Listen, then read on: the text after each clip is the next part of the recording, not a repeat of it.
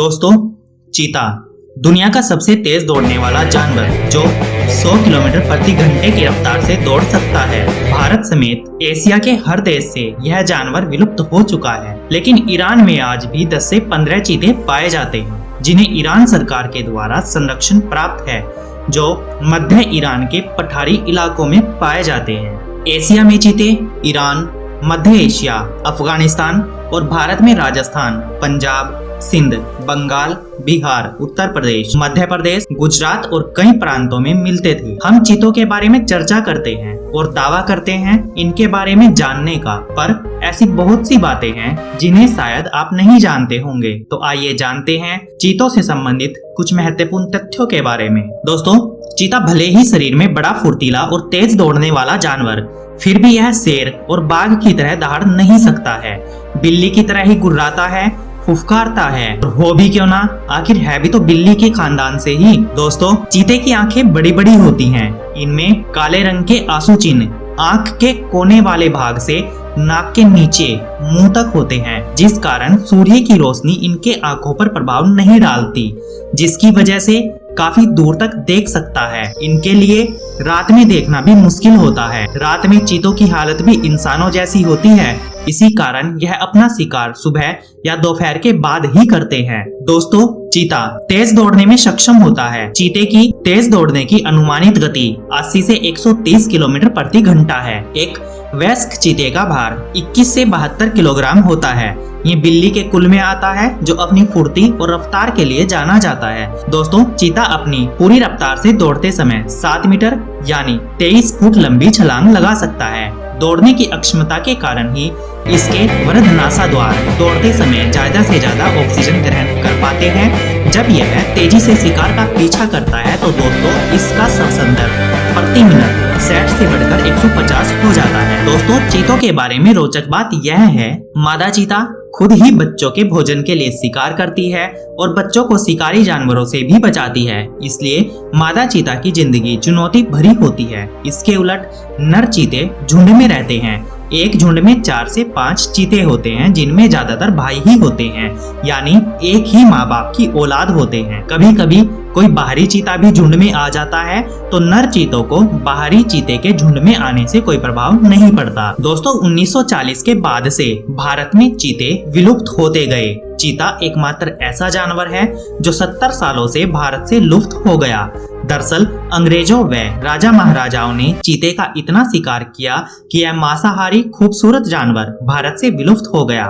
दोस्तों, साल 1947 में छत्तीसगढ़ की एक रियासत कोरिया के राजा नामानुज प्रताप सिंह ने देश के आखिरी 3 चीतों को मार डाला और उनकी लाश के साथ फोटो खिंचवाया। साल 1951 से 52 में देश की सरकार ने चीतों को विलुप्त घोषित कर दिया। चीतों की प्रजाति के विलुप्त होने का मुख्य कारण इनके बच्चों का बड़ी मुश्किल से बच पाना भी था। चीतों के ज्यादातर बच्चे मर जाते हैं। चीतों के बच्चों के मरने के पीछे शिकारी जानवर होते हैं, जिनमें शेर, लक्कड़बग्घे, बबून और शिकारी परिंदे, और इंसानी दखल से भी इनकी संख्या घटती चली गई। दोस्तों, अब 70 सालों बाद दक्षिणी अफ्रीका के नामीबिया से इस खूबसूरत मांसाहारी वन्य प्राणी को भारत लाया गया। जिन चीतों को भारत लाया गया उनमें 4 नर व 4 मादा चीते हैं।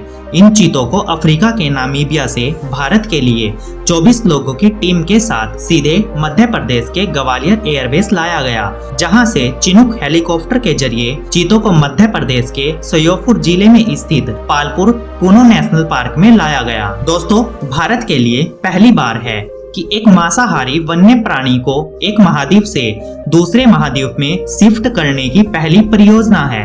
इन चीतों को भारत लाने के लिए भारत और नामीबिया के बीच 20 जुलाई 2022 को एग्रीमेंट हुआ था। इसमें चुनौती यह है कि इन चीतों के लिए मौसम, शिकार, वातावरण सब बदल जाएगा। दोस्तों, भारतीय वन्यजीव संस्थान और भारतीय वन्यजीव ट्रस्ट के आकलन के आधार पर कुनो राष्ट्रीय उद्यान अपनी जलवायु स्थिति, शिकारी जानवरों की आबादी एवं शिकार घनत्व के कारण चीतों के लिए उपयुक्त पाया गया है। कुनो राष्ट्रीय उद्यान घोषित होने से पहले यह एक वन्य जीव अभ्यारण्य रहा, जिसे कुनो नदी व पालपुर गांव के नाम पर पालपुर कुनो वन्य जीव अभ्यारण्य भी कहा जाता है। दोस्तों, चीतों को भारत लाने का मुख्य कारण भारत में चीतों की संख्या में वृद्धि करना करना है। इसके लिए हर साल अफ्रीका व नामीबिया से 8 से 12 चीतों को भारत लाया जाएगा। भारत में चीतों की संख्या 500 होने पर ही भारत में चीतों का पूर्ण व्यवस्थापन माना जाएगा। दोस्तों 1990 में नामीबिया में स्थापित चीता कंजर्वेशन फंड कमीशन चीता और पर्यावरण अनुसंधान और शिक्षा के क्षेत्र में अंतर्राष्ट्रीय स्तर पर उत्कृष्ट और मान्यता प्राप्त केंद्र बना है। चीता की सुरक्षा के लिए 1993 में दक्षिणी अफ्रीका पर आधारित चीता संरक्षण फाउंडेशन नामक एक संगठन को स्थापित किया गया। दक्षिणी अफ्रीका के प्रिटोरिया विश्वविद्यालय के प्रोफेसर रोडिफ ने बताया कि भारत आए इन 8 चीतों में 2 सगे भाई भी हैं। इनकी उम्र 2.5 से 5 साल के बीच है। चीते की औसत उम्र 12 साल होती है। ग्वालियर एयरपोर्ट पर ही इन चीतों का रूटीन चेकअप किया गया। इसके साथ नामीबिया के वेटनरी डॉक्टर एना बेस्टो भी आए।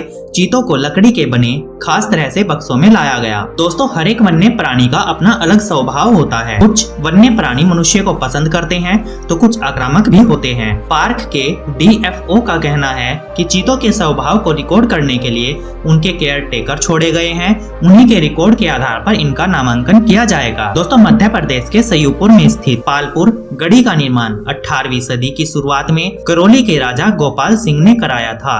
यह चारों ओर ऊंची दीवार से घिरा है। कोनो नदी भी प्राकृतिक सुरक्षा दीवार का कार्य करती है। 1981 में जब इसे वन्य जीव अभ्यारण्य घोषित किया तब पालपुर राज परिवार को यह किला खाली करना पड़ा था। किले के अंदर एक मंदिर व कचहरी आज भी मौजूद है। दोस्तों पालपुर राज परिवार के वंशज का कहना है कि कुनों को गिर शेरों को लाने के लिए अभ्यारण्य घोषित किया गया था, पर कुनों में चीतों को लाकर छोड़ दिया गया है, जिस कारण पालपुर राजघराने के वंशजों ने कोर्ट में याचिका लगाई और कहा या तो हमें अपनी जमीन वापस दी जाए या फिर अभ्यारण्य में गिर शेरों को लाया जाए, जिसके लिए उन्हें अपना किला और 260 बीघा जमीन खाली करनी पड़ी थी। मध्य प्रदेश के कूनो अभ्यारण्य में 17 सितंबर 2022 से 70 साल बाद आज चीते चहलकदमी करते दिखाई दे रहे हैं।